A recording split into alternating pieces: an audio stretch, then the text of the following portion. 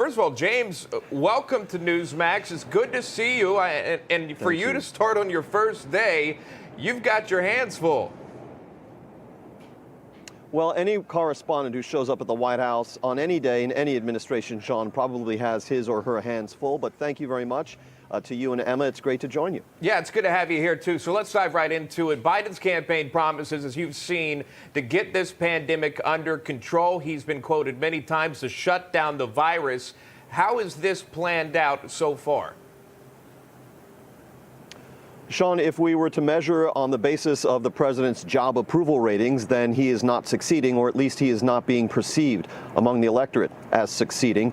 His job approval ratings have been underwater, under 50%, since around mid-August. Of course, the White House points out that President Trump never even achieved 50% positive approval ratings in terms of his job performance from the electorate.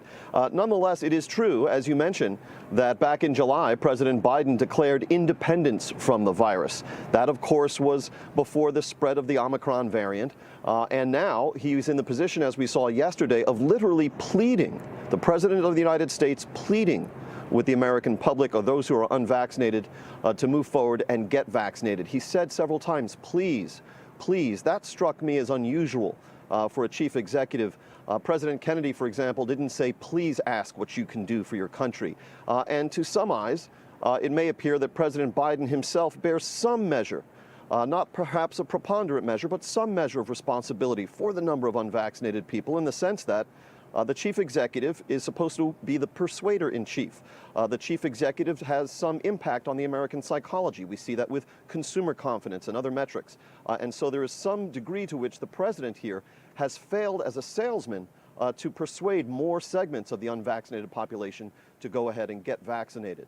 Beyond that, of course, the White House points out that they have presided over some 200 million vaccinations over the last year, that they have just ordered 500 million over-the-counter tests, that they provided 50 million testing kits in December, and that 97% of the schools remain open.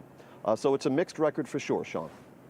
Rosen joining us live there from the White House, a new chief White House correspondent. Good to see you. James, welcome aboard. We'll see you again in just a bit. Appreciate it. Hey, I'm Rob Finnerty. Thanks for watching. If you enjoyed this video, please join the conversation in the comments below. Don't forget to subscribe, too. Hit the bell icon to be alerted to breaking news. And remember, there's a whole lot more on Newsmax TV, America's fastest growing cable news network. Newsmax TV, we're real news for real people.